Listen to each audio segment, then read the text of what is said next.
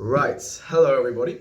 Welcome back to Polymath. This is the 21st episode, and it's the first episode actually where I'm using video, which is kind of a big transition. I thought I'd make the switch because I think it's kind of nicer to actually sort of see me rather than just listen to the audio. I also think that average attention spans being what they are, especially with TikTok and Reels and Shorts, like no one really wants to listen to just audio. Like you wanna see someone chat shit to you rather than hearing someone chat shit to you. So I think it's kind of nicer. I also wanted to, I guess, return to the original vision I had for this and just make it a bit more conversational, like especially with the massive subjects that we've been tackling previously, such as like what is communism and what was it like to live in the past. You have these massive 2-hour videos where there's just so much to say. It loses a bit of that conversational aspect. So I've just got so much to talk about, and I do really want this to feel like I'm just sort of talking to you. But I think being able to see myself actually helps. I'm just recording this on my phone. I should look at the camera, shouldn't I? I'm just recording this on my phone. I have no like professional recording equipment or anything. I have a microphone, but it's not, like the inputs aren't compatible with this phone. So I can't like plug it into my phone. I have to use my phone's mic. And it's like an Android, so like it might be a little bit ass. So sorry. But anyway, I am really, really excited to be doing this. And the topic that I'm going to be doing is called the beneficial disease. And we will see what the beneficial disease is later. I've just thought I'd tease you a little bit. And this is actually really similar to the first ever Polymath episode I ever did, which I think is quite poetic, and that was the first ever audio episode I did, and this is the first ever video episode that I'm doing. But I think it's just nice because I don't really know what I'm doing here. Like I don't know how to edit videos at all. These are all technical skills which I can and will learn, but I just really wanted to put some content out. I wanted to just make something because I think it's nice. I've also just come back from a lecture, a really fucking good lecture, and I'm just sort of in the mood to it's put me in a chatty mood, it's put me in a mood to chat shit. So this is really similar to the first episode I ever did, but it's slightly different, it has a different focus. It's probably going to be shorter than the original, and that's another thing. So these Polymath episodes started out by being an hour, because I originally broadcasted them on Burst FM, where I had an hour slot. Then they kind of got longer and longer and longer because I started recording them at home in my room, and I started picking these episodes where I had massive stuff to say. This is just my uni room. It's a really NPC fucking room. Like there's no decorations here. I have like a house plant. You can't see it, but it's behind the camera. I have another house plant behind the camera, but it's dead because I didn't water it over the winter holidays because I wasn't here. So I knew it was gonna die. Like it was still kind of sad coming back. And like see, like it's so brown and wilted. It's such a like if depression were a plant, this would be what it would look like. It's almost artistic, actually. So there is some decoration. I've also ordered some printouts that I'm going to put up around here. I'm going to put them in the background. I feel like it would be a bit of an invasion of privacy for you to be able to see exactly what's on them, but because they'll be quite far away and this camera's pretty bad, I don't think you're going to be seeing them unless you like buy some software to upscale the resolution and then zoom in. And I think at that point, you just need to go outside. Like, that's not really on me, I think. So, what was I going to say? Yeah. So, but I think it's nice recording these videos. And I think the way I'm going to do this in future is have some videos which are much shorter, like 15 minutes or so, and have some videos which are much longer, like maybe an hour, maybe an hour and a half, 2 hours. And I think that gives me a lot more freedom to tackle subjects of different breadth and to go into subjects in different depth as is appropriate. And I also think it allows me to produce content which is shorter, which I think is nice. I think people want to engage in shorter content. Like it's a big commitment to be watching an hour-long video or a 2-hour-long video. That's actually kind of a lot. So let's get started. It's really nice to be doing this again. I haven't done this in a long time. It's been like a month, actually, maybe even 2 months. I've just been very busy. I've been at home, and I had so many assignments over the winter holidays. I'm in university right now. I'm doing a master's conversion course in psychology, but that is intercalating from medicine. The psychology is great. I'm having a lovely, lovely time here. It's almost sad that I have to go back to medicine. But anyway, you're not tuning in to hear my autobiography. But then again, I'm not really sure people are going to be tuning into this anyway. Like I might as well just talk about what I want to talk about because I'm really doing this more as a creative outlet than a device to get views. I'm not really sure who's going to be watching this. But if you are watching this, thank you. I'm really honored. And I really do hope you will get some. I know I've just been chatting shit so far, but like I do hope you will actually get something from it, because that's really why I'm doing it. In fact, that's probably enough foreplay. Let's actually get into it. So, the beneficial disease. I've got like a little script on Microsoft Word on my laptop in front of me. When I say script, it's just like bullet point notes. I would never actually script these. I think that's just not the style that I want to do, and I think it's nicer being off the cuff. But anyway, so there's a genetic condition called myostatin-related muscle hypertrophy. And what this condition does is it basically causes a reduced body fat, an increased skeletal muscle mass, more than that like a little bit, and it doesn't cause any cognitive deficits. It doesn't cause any other medical conditions. There's no comorbidities. I want to talk about an increased skeletal muscle mass. I mean, when we talk about muscle in the human body, there's actually 3 types of muscle. There's skeletal muscle, there's cardiac muscle, and there's smooth muscle. So skeletal muscle is what we think of when we commonly speak of muscle. And it's the muscle that you have conscious, voluntary control over. So in the nervous system, this muscle is wired. So the connection between your brain and these muscles, and these skeletal muscles are attached to your bones. They're directly attached to your skeleton. And that connection is mediated by a division of the nervous system called the somatic nervous system. And the somatic nervous system is essentially the part of your nervous system that's under your conscious control. So you can consciously move your arms, move your legs. I don't know why I'm doing this. You know what arm movement is, but anyway.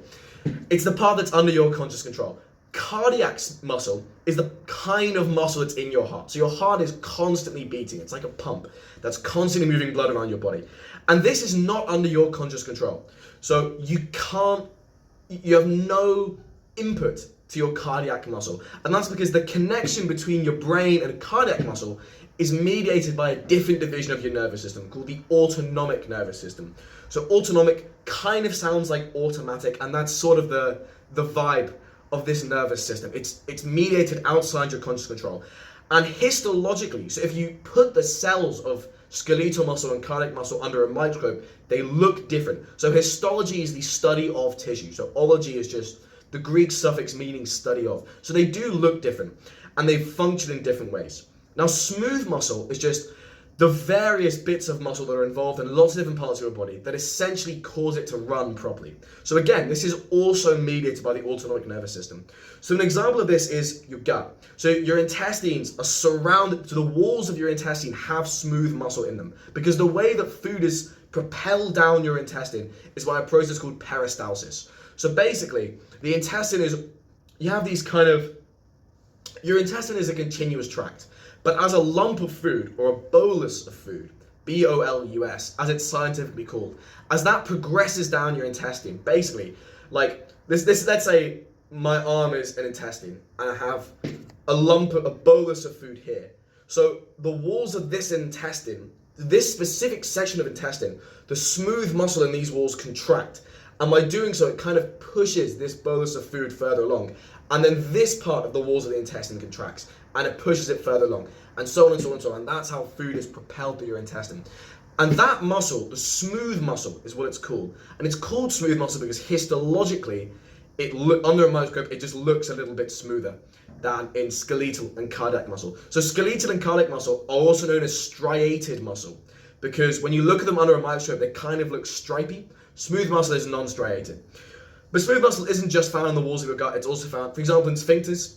So at the bottom of your stomach is a sphincter separating the stomach from the intestine. So when food accumulates in the stomach, your body will sometimes keep that food locked into the stomach, and then it will relax that sphincter and let the food travel into the intestine. And that's basically done so that your intestine doesn't get too full and your stomach doesn't get too full. Similarly, even though, so you have an internal and an external anal sphincter.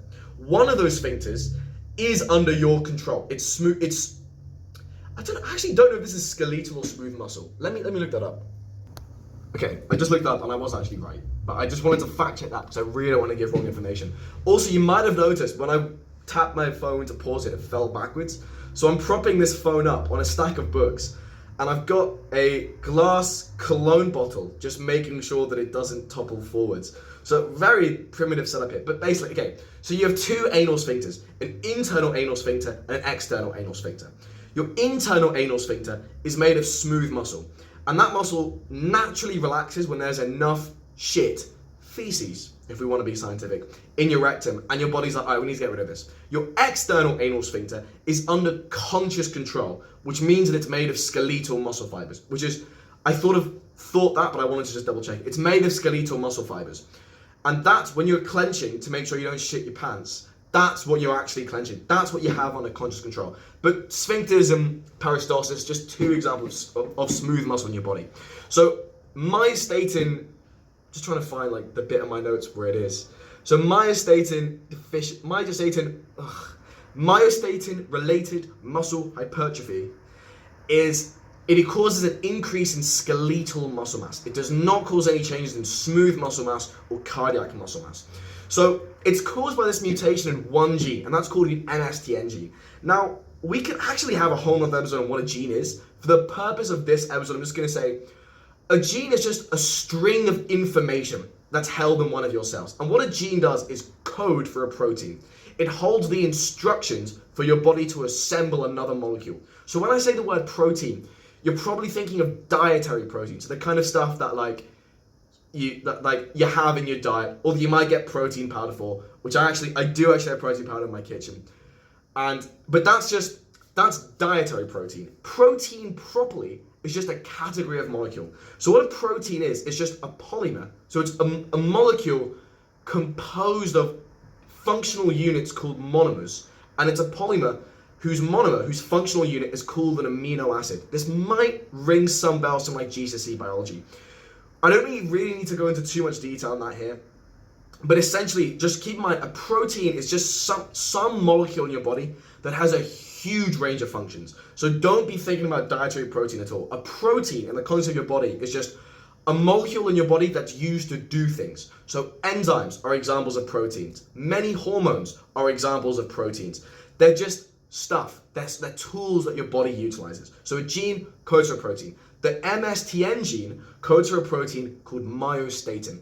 So myo is the prefix pertaining to muscles. Statin is a suffix, it's the suffix of stasis. Stasis is the suffix pertaining to keeping something the same or keeping something stationary. And myostatin, what it normally does is actually restrain muscle growth, and it prevents your muscle from just growing too intensely. So a deficit in myostatin, so myostatin-related muscle hypertrophy, it's myostatin-related because it means that you have a deficiency in myostatin because you have a mutation in the MSTN gene that prevents it from cranking out myostatin. So what that means is you get more muscle. What's important to note is that increase in muscle mass that you get, so that increase in skeletal muscle mass, it gives you an increase in your actual strength, but it doesn't give you a proportional increase in that actual strength, which is really important to keep in mind. So basically, the muscle that your body builds up when you have a myostatin deficiency is less powerful than the muscle that your body builds up when you have myostatin. So actually, pound for pound, as in, it's less powerful. It's proportionally less powerful. It's actually, in mice, 53% as powerful, which is a really stark difference. It also has less mitochondria in it. So mitochondria, classically the powerhouse of the cell, it's just how cells generate energy. So muscle cells classically have lots of mitochondria because these are very active cells, because they're muscle cells, they're doing shit. So they need lots of energy to do shit. So the fact that these cells have less mitochondria is quite telling. There's some other histological and technical differences as well. I recommend looking up the studies. If you just Google myostatin-related muscle hypertrophy or myostatin-deficient muscle hypertrophy, you'll get studies from PubMed. PubMed is just this massive scientific database of peer-reviewed information. If you want to get scientific information, look at PubMed, especially health information. If you can, don't look at just random health articles, because anyone can write anything. Anyone can shit out an article and just say shit. But if it's on PubMed, if it's peer-reviewed, and if it's written to a scientific standard, it's more likely to be accurate. I'm honestly going to do a whole nother video on scientific information gathering, because this is incredibly important, especially in the current age we're in, where so much information online is just bullshit. Like, you're so saturated with bullshit, it's really hard to find reliable information.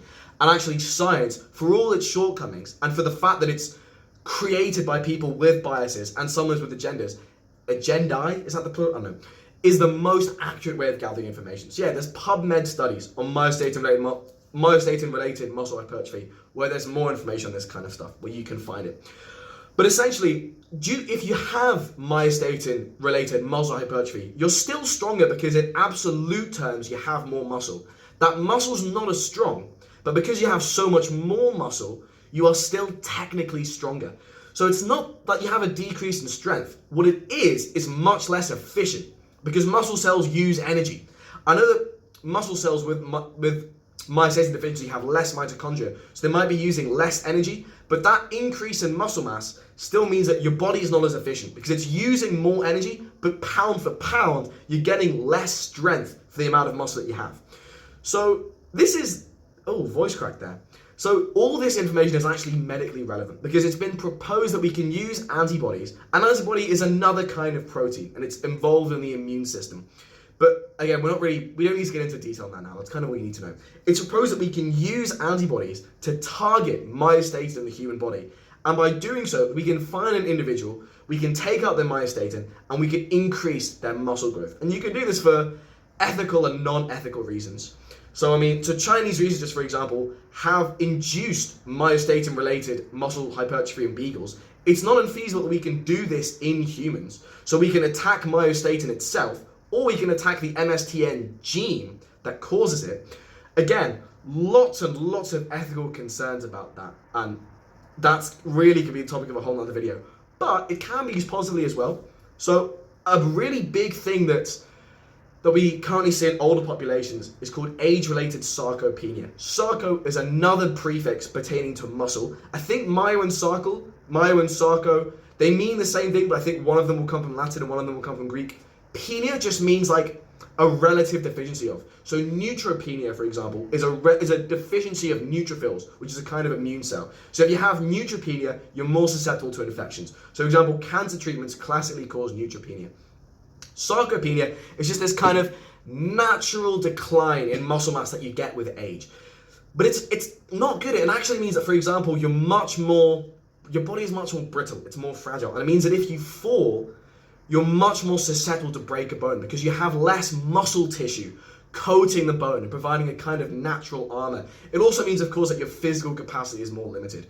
So the idea of utilizing this knowledge to help treat age-related sarcopenia and a host of other muscle-related conditions, also astronauts in space, because without the influence of gravity, your body will naturally start toning back on the muscle mass that you have. That is relevant, by the way, to what we're going to be talking about immediately, so keep that in mind. But this could be utilized as well. But all this begs the question, why is this a condition? It's not technically a disease. That is a bit of a clickbait title, admittedly. So I am sorry. I really, really hate clickbait. But I call it the beneficial disease instead of the beneficial condition because I think it's an acceptable degree of clickbait. It's not quite scientifically accurate because a disease is a condition which has adverse consequences. But as we will see, this condition, whilst probably not classable as a disease in modern Western populations, would have been classed as a disease, i.e. it would have had adverse consequences when humans evolved as hunter-gatherers, and it will still have adverse consequences in lots of people today who don't have adequate nutrition. So it's not really wrong, which is why I've included it in this title. So I don't feel as if I've compromised my integrity by calling this video the beneficial disease, but just keep that in mind. But that begs a really important question. If this condition doesn't have adverse consequences, why is this a condition? Why is this an anomaly? Does the human body not come with this by default? Like, why do we even have myostatin? What's the point of all this? So to answer this, we need to look at evolutionary biology. And evolution, I'm honestly thinking I'm going to do a video at some point on just what evolution actually is, because it's an extremely culturally prevalent idea.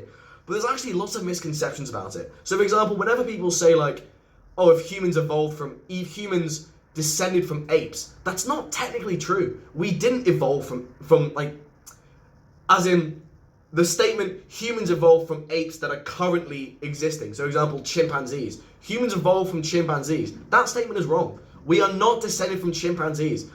Both humans and chimpanzees are descended from a common ancestor, and over time, different populations of that common ancestor show diverging and diverging genotypes, i.e. genomes, and consequently they are diverging phenotypes. Phenotypes are just the collection of outward traits that come from your genes. And over time, we get these separate species. The genotypes and phenotypes of these different populations became so different, we had these two separate species. But no, we're not descended from apes. So that's actually a really big creationist criticism of evolution, which is like, well, if we're descended from chimpanzees, why are they still here? It's because we're not descended from chimpanzees. And chimpanzees survive because we're not just them, but better. We're different species which have adapted to different environments. That's another very important truth about evolution. Evolution, you've probably heard the phrase survival of the fittest, but what it means is evolution optimizes a species to be as suited as possible to the environment that they live in, to their particular set of circumstances.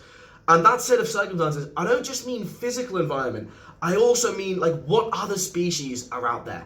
So for example, if you had two geographically identical islands, but one of them had 20 species, and one of them had 2 species, or one of them had 20 species of A, B, C, D, another one had 20 species of X, Y, W, V, they just had different species in them. Those are very different environments. Evolution doesn't design one species to be better than another in absolute terms, but rather better in a respective environment. But that can also mean that when you introduce some species to other environments, so for example, when cats or cane toads or rabbits were introduced to Australia by colonists, they rapidly outcompeted the native species there because they were better suited to that environment. But again, that doesn't mean that they're better in all environments. It's just a case of that specific environmental niche. But anyway, so evolutionary biology, just the study of how evolution has affected our biology. And this video operates under the assumption that evolution is real. And it operates under that assumption because there's just so much evidence for it. And while you can say that no theory can ever be proved in an 100% fashion, in practice, you can prove a theory, and you can provide enough evidence for a theory, and that theory can link into other disciplines in academia to such a significant extent that it's reasonable to predicate your view of the world on the assumption that that theory is true. There's, for example, atoms. You can argue that we can never prove in a 100% total way that things are made out of atoms. In practice, there's so much evidence for it, and it's so congruent with other information that we have, you can kind of just assume that it is true. So that's the assumption I'm going off in evolution. So I'm going to ask you to do something that might seem kind of random, and I ask you guys to do this in episode 1. It's to Google search a hairless chimpanzee, which sounds a bit weird. Oh shit, it's already 7. I actually have plans at 7:30, and I need to shower. So I think I'm going to do is, it's 7 o'clock now, and I'm going to pause this video. I'm going to resume this video at a later time, and we're going to talk about this more. Oh, that's so annoying. That's really annoying actually, because I feel it's very, when I make these videos, it has a self-sustaining energy to it. Like once you start talking about this kind of stuff, once I talk about something I'm passionate about, it realigns my mood to make me more motivated to talk about stuff. Because I mean, you'll probably have certain days, certain times when you feel like talking and you feel like expounding on stuff that you're passionate about and you feel like learning and you're in that kind of frame of mind. And you probably have times when you're really not and you're just feeling a lot more vegetative. Right now I feel quite anti-vegetative. So it's a bit of a shame to lose that energy. But I'll come back. I'll come back when I'm feeling more anti-vegetative. So yeah, anyway, I will be back. Hello everybody, welcome back. It's now the next day at about 4 p.m. So we saw a little bit of daylight. You can see like the kind of change in the lighting.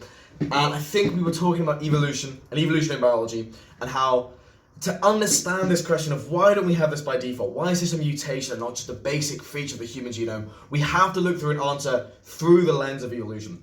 So what I'm going to ask you to do is, this is actually what I asked viewers to do in the first ever episode of Polymath, and it is to Google search a hairless chimpanzee. So if you're watching this on Spotify or YouTube, and you don't have to obviously, and I have no way of knowing, I can't enforce it, but I recommend it. I think it'll enhance the Polymath experience. If you Google search a hairless chimpanzee, and what comes up are these surprisingly massive, bulky creatures, right? And what's interesting is that chimpanzees are obviously very active. They're obviously, if you look at a gorilla, for example, they're obviously active. They're swinging about, they're punching shit. But if you think about it, chimpanzees swinging around does not necessitate the amount of muscle they actually have. Or if you look at a gorilla, like the actual amount of muscle that a gorilla has doesn't seem to, it's not as if they've exercised again, like it's not as if they're lifting weights. Like it really begs the question of how are these animals accumulating so much muscle naturally without doing physical work proportionate to that. So with humans, for example, if you see a human being who's got a lot of muscle, or a person, as a normal human being might put it, if you see a human being with lots of muscle, you know that that has come from doing lots of muscle building work. But with an ape, it's not like that's come from physical exercise. It begs the question of how they've actually accumulated that muscle.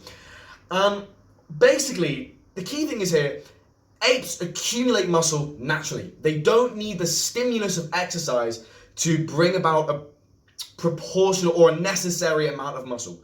Whereas humans don't accumulate muscle naturally. In order for human beings to accumulate muscle, they need the stimulus of exercise, of weight-bearing exercise. Or, I mean, that's an oversimplification. Really, you need the stimulus of muscle use. Then that stimulus, using the muscle, is what triggers your body to accumulate muscle. But it doesn't happen naturally. Your body won't just accumulate muscle if you have a calorie surplus. If you have a surplus of calories, your body will naturally accumulate fat. It will not naturally accumulate muscle. Whereas with other species, in contrast, they will also naturally accumulate muscle. So human beings don't do that. And the important question to address here is why? So essentially, I'm just looking at the bullet point script, just kind of guiding me here so I don't go off on one, is because our evolutionary niche isn't based on having raw strength. It's based on endurance, and fundamentally, it's based on efficiency.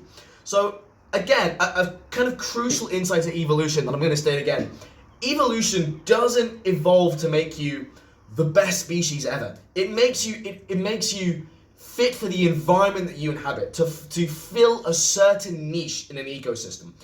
And human beings evolved to be endurance hunters. We don't attack prey by just going to like a deer or an elk and just beating the shit out of it.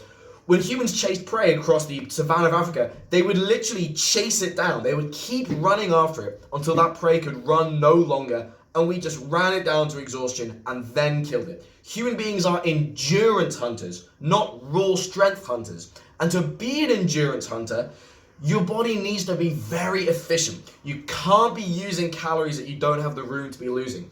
So, and again, I'm referencing the African savannah, because the crucial thing is, organisms evolve to be adapted to their environment. But the environment that human beings, that the Homo sapiens organism is adapted to, is not the environment we currently live in.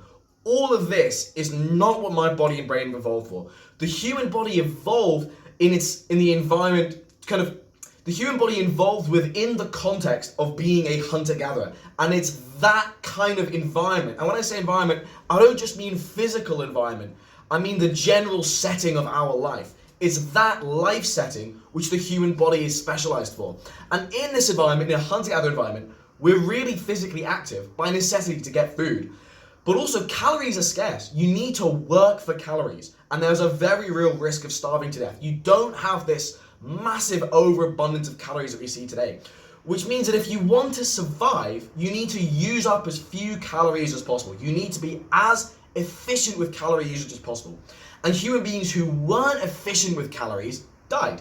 And they didn't pass on their genes to the next generation. And those genes didn't make up the genotype of the species of Homo sapiens that we have today. So we've evolved to be very efficient.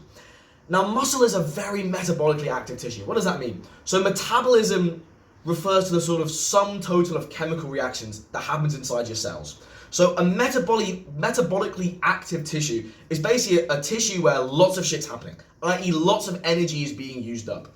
Muscle is very active. It eats up a lot of energy, and it eats up calories. So when you have more muscle, it increases something called your basal metabolic rate. Your basal metabolic rate is the amount of the number of calories you burn each day simply by existing. Like just the amount of energy, just the amount of energy your body needs to keep it running. So the more muscle you have, because muscle eats up calories, the higher your basal metabolic rate is going to be. Now, if you're eating up calories, your body really does not like spending calories it doesn't want to spend. Your body is designed to conserve as many calories as possible, which means we're really designed for efficiency. So we don't naturally build muscle. When you're in a calorie surplus, you naturally accumulate fat. because your body's storing calories for a rainy day. What your body doesn't naturally do is accumulate muscle. It won't ever do that automatically. If you just stand alone in a room and just eat and just scram, your body isn't going to build up any muscle. And the reason why your body doesn't do that is because that's a big energy expenditure. Your body doesn't want to do that unless it needs to. Now, if you exercise, if you stimulate those muscles, what you're actually doing when you exercise is causing tiny breaks, tiny tears in the muscle tissue, which your body then repairs in such a way that the muscle gets bigger and bigger and bigger. And importantly to note, actually, with muscle growth, what's happening is not hyperplasia, which is an increase in the number of cells, but hypertrophy, which is an increase in the size of each cell. So muscle hypertrophy, this process of muscle growth. So when you go into a gym and you lift weights, that's muscle, and your muscles get bigger. That's muscle hypertrophy, not muscle hyperplasia, because the number of muscle cells you have isn't increasing. The size of those cells is increasing. But the point is, when you do that, your body's like, okay, we're using these muscles, and if we're using these muscles, if I actually need to build up muscle in order to survive, because your body can't tell. When you go to the gym and lift weights, all the information that's being sent to your body is just, this is a thing that we are doing. What your body doesn't know is that that's not necessary for survival. So when you do that, your body's like, right, this is a thing that we're doing. The demands placed on this body include weight-bearing exercise. So I'm going to build muscle because it seems like we have to do that. But then if you build loads of muscle and you stop exercising, your body will then just get rid of it because your body's like, great, we don't need this anymore, so I can start conserving more calories again. So just some more really important insights that come from this basic logic.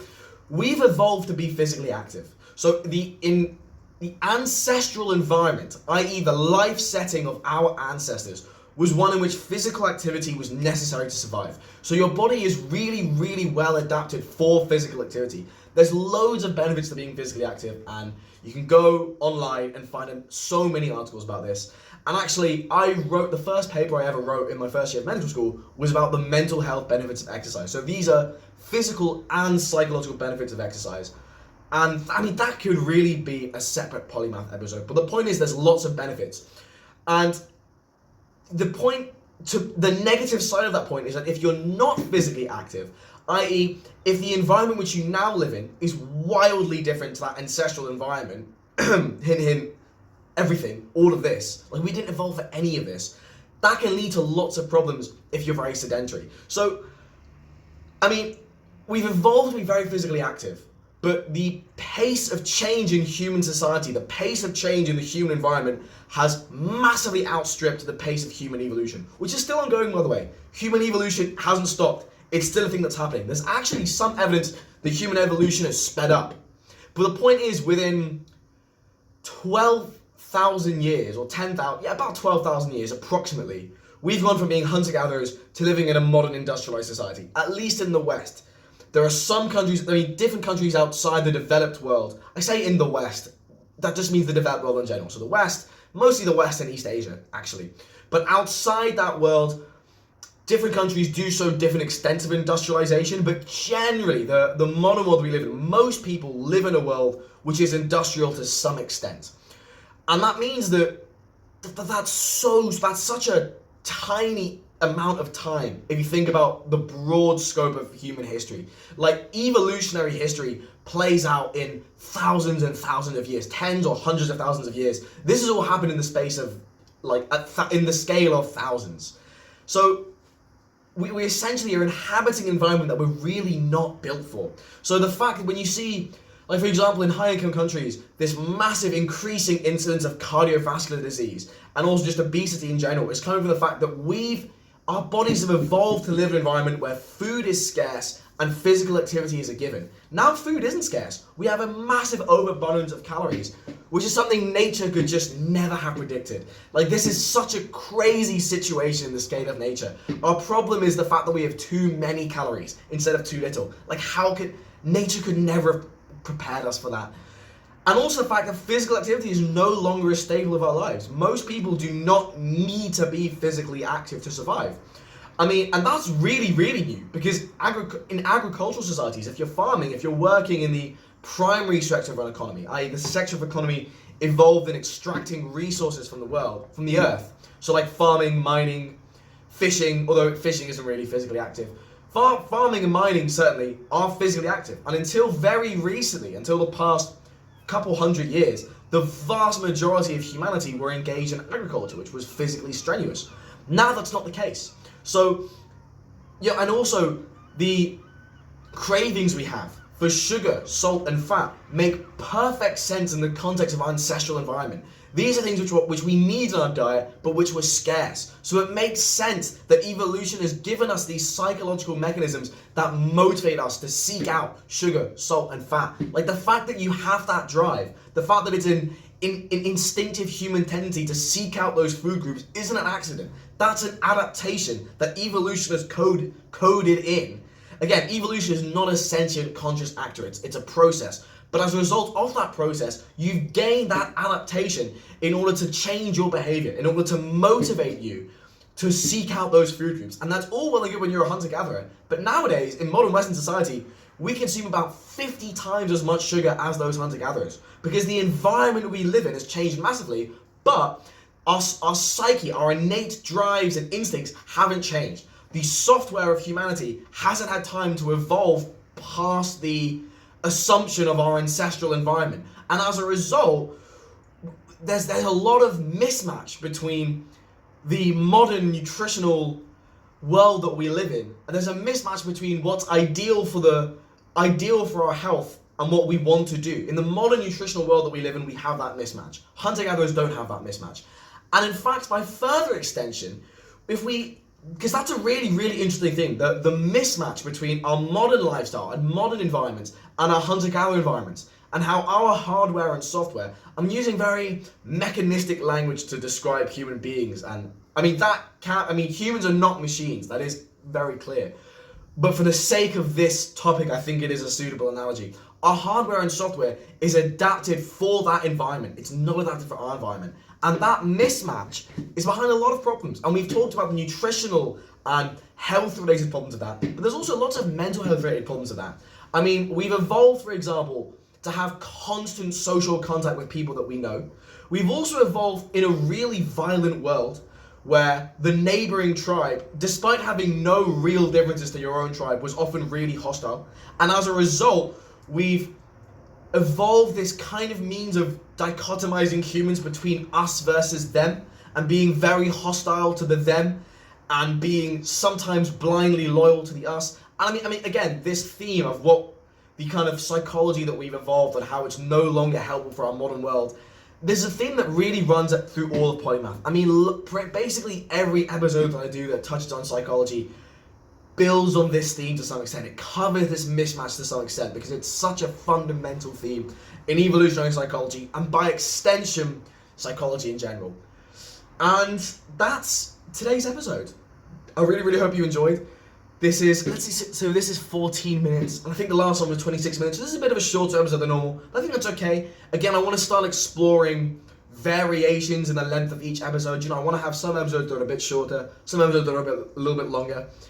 And yeah, I really, really hope you enjoyed, and I hope you have a lovely day. Take care.